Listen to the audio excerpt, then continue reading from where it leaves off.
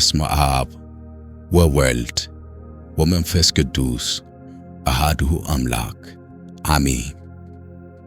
የዮሐንስ ራእይ ምዕራፍ 16 ለሰባቱም መላእክት ሄዳችሁ የእግዚአብሔርን ቁጣ ጽዋዎች በምድር ውስጥ አፍስሱ የሚል ታላቅ ድምፅ ከመቅደሱ ሰማሁ።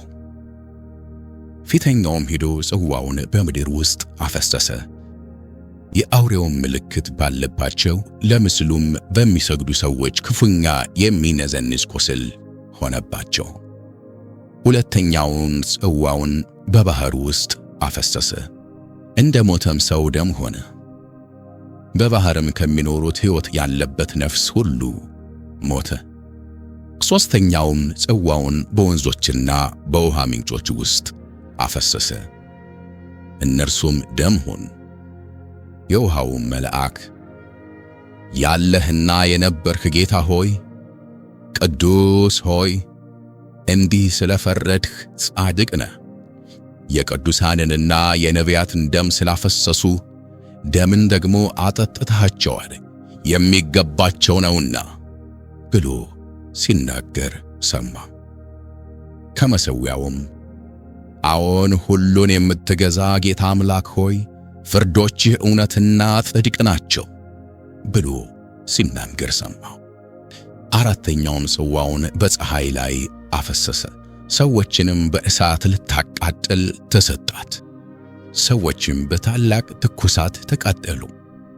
በእነዚህም መቅሰፍቶች ላይ ሥልጣን ያለውን የእግዚአብሔርን ስም ተሳደቡ፣ ክብርንም እንዲሰጡት ንስሐ አልገቡም። አምስተኛውም ጽዋውን በአውሬው ዙፋን ላይ አፈሰሰ። መንግሥቱም ጨለማ ሆነች፣ ከሥቃይም የተነሣ ምላሶቻቸውን ያኝሁ ነበር። ከሥቃያቸውና ከቁስላቸውም የተነሣ የሰማይን አምላክ ተሳደቡ፣ ከሥራቸውም ንስሐ አልገቡም። ስድስተኛውም ጽዋውን በታላቅ ወንዝ በኤፍራጥስ ላይ አፈሰሰ። ከፀሐይም መውጫ ለሚመጡ ነገሥታት መንገድ እንዲሰናዳላቸው ውሃው ደረቀ። ከዘንዶውም አፍና ከአውሬው አፍ ከሐሰተኛውም ነቢይ አፍ ጓጉንቸሮች የሚመስሉ 3 ርኩሳን መናፍስት ሲወጡ አየሁ። ምልክት እያደረጉ የአጋንንት መናፍስት ናቸውና በታላቁም ሁሉንም በሚገዛ በእግዚአብሔር ቀን ወደሚሆነው ጦር እንዲያስከትቷቸው ወደ ዓለም ሁሉ ነገሥታት ይወጣሉ።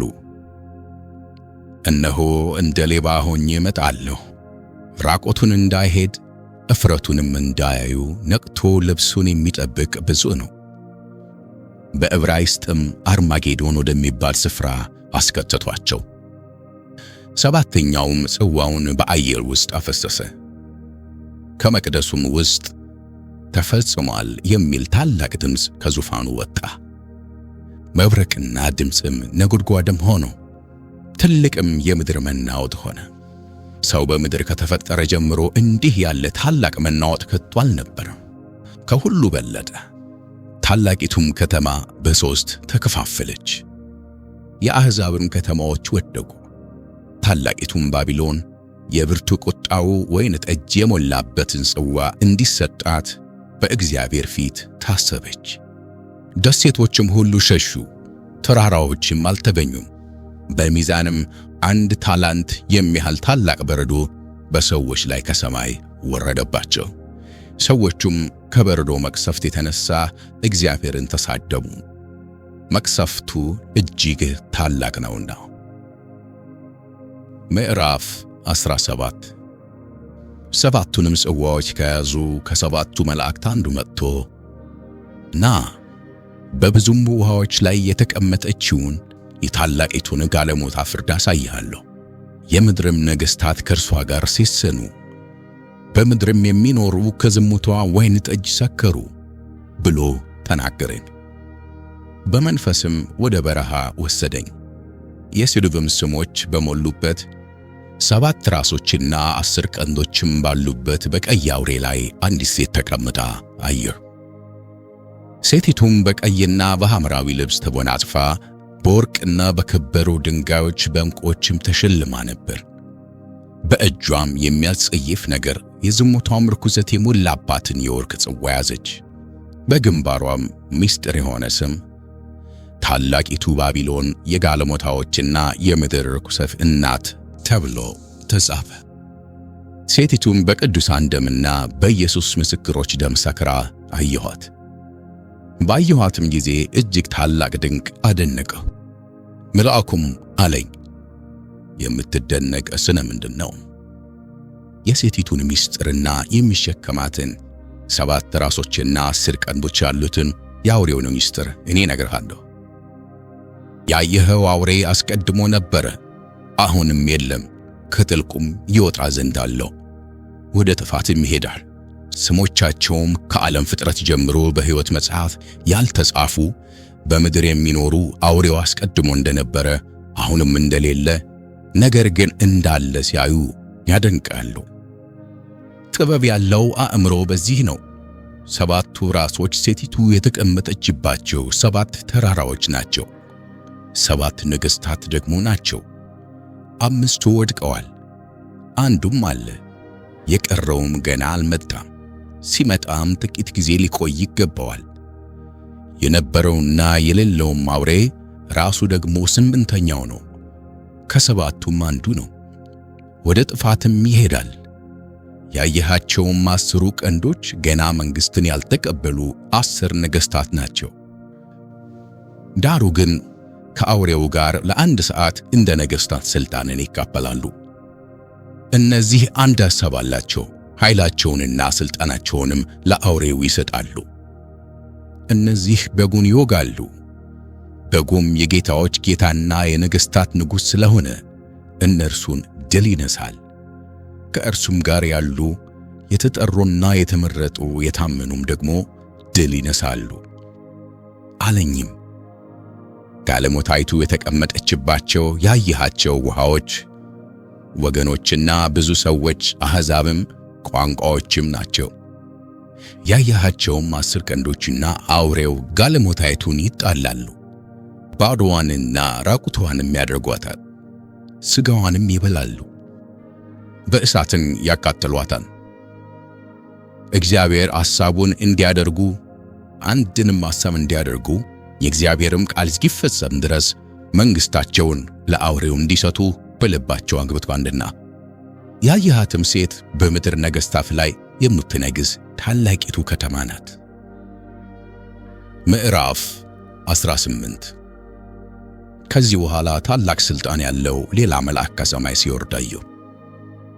ከክብሩም የተነሣ ምድር በራች፣ በብርቱም ድምፅ ታላቂቱ ባቢሎን ወደቀች፣ ወደቀች፣ የአጋንንትም ማደሪያ ሆነች፣ የርኩሳንም መናፍስት ሁሉ መጠጊያ፣ የርኩሳንና የተጠሉም ወፎች ሁሉ መጠጊያ ሆነች። አሕዛብ ሁሉ ከዝሙቷ ቁጣ ወይን ጠጅ የተነሣ ወድቀዋልና፣ የምድርም ነገሥታት ከእርሷ ጋር ሴሰኑ። የምድርም ነጋዴዎች ከቅምጥልነቷ ኃይል የተነሣ ባለጠጋዎች ሆኑ ብሎ ጮኸ። ከሰማይም ሌላ ድምፅ ሰማሁ እንዲህ ሲል፣ ሕዝቤ ሆይ በኃጢአቷ እንዳትተባበሩ ከመቅሰፍቷም እንዳትቀበሉ ከእርሷ ዘንድ ውጡ። ኃጢአቷ እስከ ሰማይ ድረስ ደርሷልና፣ እግዚአብሔርም ዓመፃዋን አሰበ። እርሷ እንደ ሰጠች መጠን ብድራት መልሱላት፣ እንደ ሥራዋም 2 እጥፍ ደርቡባት። በቀላቀለችው ጽዋ 2 እጥፍ አድርጋችሁ ቀላቀሉባት። ራሷን እንዳከበረችና እንደ ተቀማጠለች ልክ ስቃይና ሐዘን ስጧት።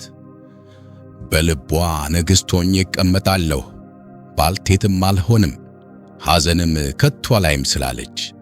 ስለዚህ በአንድ ቀን ሞትና ሐዘን ራብም የሆኑ መቅሰፍቶቿ ይመጣሉ፣ በእሳትም ትቃጠላለች። የሚፈርድባት እግዚአብሔር ብርቱ ነውና። ከእርሷም ጋር የሴሰኑና የተቀማጠሉ የምድር ነገሥታት የመቃጠሏን ጢስ ሲያዩ ስለ እርሷ ዋይ ዋይ እያሉ ያለቅሳሉ። ስቃዩዋንም ከመፍራት የተነሣ በሩቅ ቆመው አንቺ ታላቂቱ ከተማ፣ ብርቱይቱ ከተማ ባቢሎን ወዮልሽ፣ ወዮልሽ፣ በአንድ ሰዓት ፍርድሽ ደርሷልና እያሉ ይናገራሉ። የመርከባቸውንም ጭነት ከእንግዲህ ወዲህ የሚገዛ የለምና የምድር ነጋዴዎች ያለቅሱላታል፣ ያዝኑላትም። ጭነትም ወርቅና ብር፣ የከበረም ድንጋይ፣ ዕንቁም፣ ቀጭንም ተልባ እግር፣ ቀይም ሐርም፣ ሐምራዊም ልብስ፣ የሚሸትም እንጨት ሁሉ፣ ከዝሆን ጥርስም የተሠራ ዕቃ ሁሉ፣ እጅግም ከከበረ እንጨት፣ ከናስም፣ ከብረትም፣ ከእብነ በረድም የተሠራ ዕቃ ሁሉ፣ ቀረፋን፣ ቅመምን፣ የሚቃጠልም ሽቱ፣ ቅባትም፣ ዕጣንም፣ የወይን ጠጅም፣ ዘይትም፣ የተሰለቀ ዱቄትም፣ ስንዴም፣ ከብትም፣ በግም፣ ፈረስም፣ ሰረገላም፣ ባሪያዎችም፣ የሰዎችም ነፍሳት ነው። ነፍስሽም የጎመጀችው ፍሬ ከአንቺ ዘንድ አልፏል። የሚቀማጠልና የሚያጌጥም ነገር ሁሉ ጠፍቶብሻል። ሰዎችም ከእንግዲህ ወዲህ ከቶ አያገኟቸውም። እነዚህን የነገዱ በእርሷም ባለጠጋዎች የሆኑት እያለቀሱና እያዘኑ በቀጭን ተልባ እግርና በቀይ ሐምራዊም ልብስ ለተጎናጸፈች በወርቅና በከበረ ድንጋይም በዕንቁም ለተሸለመች ለታላቂቱ ከተማ ወዮላት! ወዮላት! ይህን የሚያህል ታላቅ ባለጠግነት በአንድ ሰዓት ጠፍቶአልና እያሉ ስቃዩን ከመፍራት የተነሳ በሩቅ ይቆማሉ። የመርከብም መሪ ሁሉ በመርከብም ወደ ማናቸውም ስፍራ የሚሄድ ሁሉ መርከበኞችም ከባህርም የሚጠቀሙ ሁሉ በሩቅ ቆሙ። የመቃጠሏንም ጢስ ባዩ ጊዜ ታላቂቱን ከተማ የምትመስላት ምን ከተማ ነበረች እያሉ ጮኹ። በራሳቸውም ላይ ትቢያ ነስንሰው እያለቀሱና እያዘኑ በባህር መርከቦች ያሏቸውን ሁሉ ከባለጠግነቷ የተነሳ ባለጠጋዎች ላደረገች ለታላቂቱ ከተማ ወዮላት! ወዮላት! በአንድ ሰዓት ጠፍታለችና እያሉ ጮኹ። ሰማይ ሆይ፣ ቅዱሳን ሐዋርያት ነቢያትም ሆይ በእርሷ ላይ ደስ ይበላችሁ፣ እግዚአብሔር ፈርዶላችኋልና። አንድም ብርቱ መልአክ ትልቅን ወፍጮ የሚመስልን ድንጋይ አንስቶ ወደ ባህር ወረወረው፣ እንዲህ ሲል ታላቂቱ ከተማ ባቢሎን እንዲህ ተገፍታ ትወድቃለች፣ ከእንግዲህም ወዲህ ከቶ አትገኝም። በገና የሚመቱና የሚዘምሩም ድምፅ፣ እምቢልታንና መለከትንም የሚነፉ ድምፅ ከእንግዲህ ወዲህ በአንቺ ውስጥ ከቶ አይሰማም። የእጅ ጥበብም ሁሉ አንድ ብልሃተኛ እንኳ ከእንግዲህ ወዲህ በአንቺ ውስጥ ከቶ አይገኝም። የወፍጮ ድምፅም ከእንግዲህ ወዲህ በአንቺ ውስጥ ከቶ አይሰማም። የመብራትም ብርሃን ከእንግዲህ ወዲህ በአንቺ ውስጥ ከቶ አይበራም። የሙሽራና የሙሽራይቱም ድምፅ ከእንግዲህ ወዲህ በአንቺ ውስጥ ከቶ አይሰማም። ነጋዴዎችሽ የምድር መኳንንት ነበሩና በአስማትሽም አሕዛብ ሁሉ ስተዋልና በእርሷም ውስጥ የነቢያትና የቅዱሳን ደም በምድርም የታረዱ ሁሉ ደም ተገኘባት።